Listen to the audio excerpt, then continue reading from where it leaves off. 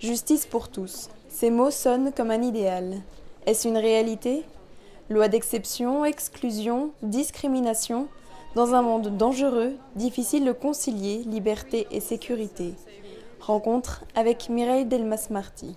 J'ai tenu à mettre ce mot de sûreté dans le titre de la conférence parce que c'est un mot qui en fait porte en lui une ambivalence qui me paraît traduire la tension qui est au cœur de toute la justice entre liberté et sûreté.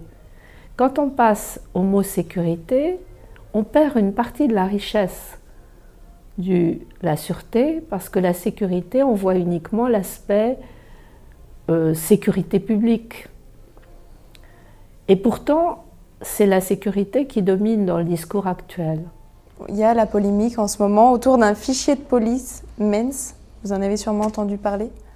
Oui, alors c'est une nouvelle polémique sur les fichiers de police. Ce n'est pas la première, parce qu'il faut savoir qu'il y a depuis quelques années une généralisation des fichiers, ce qui ne nous protège pas du risque d'erreur.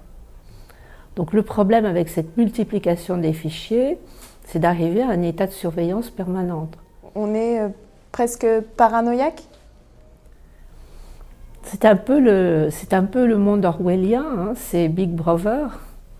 Donc c'est vrai que c'est une situation qui est inquiétante parce que ça fait penser une sorte de despotisme invisible, anonyme. Le danger, c'est quoi? C'est que la justice se fasse sans les juges, que ce soit la peur qui dicte les lois? Oui, le danger, c'est d'introduire ce que j'appelle une culture de la peur.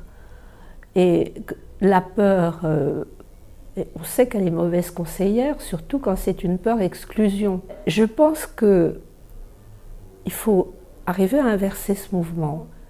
Il y a peut-être une chance de transformer les sociétés de la peur en communautés de destin. Et dans les périodes les plus sombres de l'histoire, il est parfois difficile de rendre la justice pour tous. Pour contourner l'indicible, l'image a apporté son témoignage. Dès le début de la Deuxième Guerre mondiale, les Américains en particulier ont décidé de mettre en place des équipes de tournage.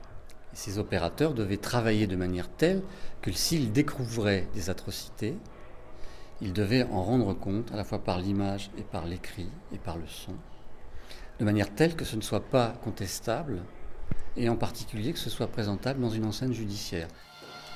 Pour la première fois, les juges n'occupent pas la position centrale dans la scénographie du tribunal et du procès. L'image est au centre du prétoire et pour la première fois, les juges doivent se mettre sur le côté. Se mettant sur le côté, ils sont en face des accusés et donc il y a un système de médiation qui va s'opérer où on pourra à la fois regarder les images et regarder les accusés regardant ces images. Tous les procès internationaux sont filmés. Et désormais, la scénographie même des salles de procès a complètement changé.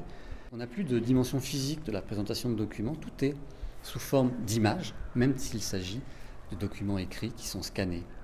Donc ça veut dire que maintenant tout le monde a pris l'habitude de cela. C'est beaucoup moins spectaculaire qu'auparavant, mais peut-être beaucoup plus efficace, puisque ça rentre dans la logique ordinaire du traitement judiciaire des crimes de masse. Au nom de la sûreté de l'État, certaines libertés fondamentales sont bafouées. L'historien Christian Delporte revient sur la plainte déposée par Le Monde et donne son éclairage sur la protection des sources des journalistes. La loi de 2010 sur la protection des sources, c'est une loi que ne souhaitait pas nécessairement l'État, mais qui a été imposée par la jurisprudence européenne. Peut-être qu'il y a de mauvaises habitudes de la part de l'État de perquisitionner, de se rapprocher d'un tout petit peu trop près des sources des journalistes. Écoutez, il y a une attitude assez ambiguë de la part des plus hautes autorités de l'État. Je veux dire qu'à la fois, ils souhaitent, notamment, on sait bien, dans les affaires sensibles politico-financières, freiner l'action de la presse. Mais on sait très bien également que des ministres, ou en tout cas des gens des cabinets des ministres, s'arrangent pour faire passer des informations dans la grande presse, y compris celles que vous lisez le mercredi matin dans le Canard enchaîné. Exclus, condamnés, les homosexuels revendiquent l'égalité dans de nombreux pays. Dans son exposition, le journaliste Philippe Castetbon donne la parole à ces opprimés. Visage caché, impossible à reconnaître, ces homosexuels masquent leur identité pour ne pas être punis par les lois de leur pays. L'exposition du hall de l'Hôtel de Ville présente 49 portraits bouleversants, avec un objectif très précis. Je crois que le but, avant tout, c'est d'informer, c'est-à-dire informer sur les lois qui existent dans à peu près 80 pays dans le monde et qui condamnent l'homosexualité féminine ou masculine.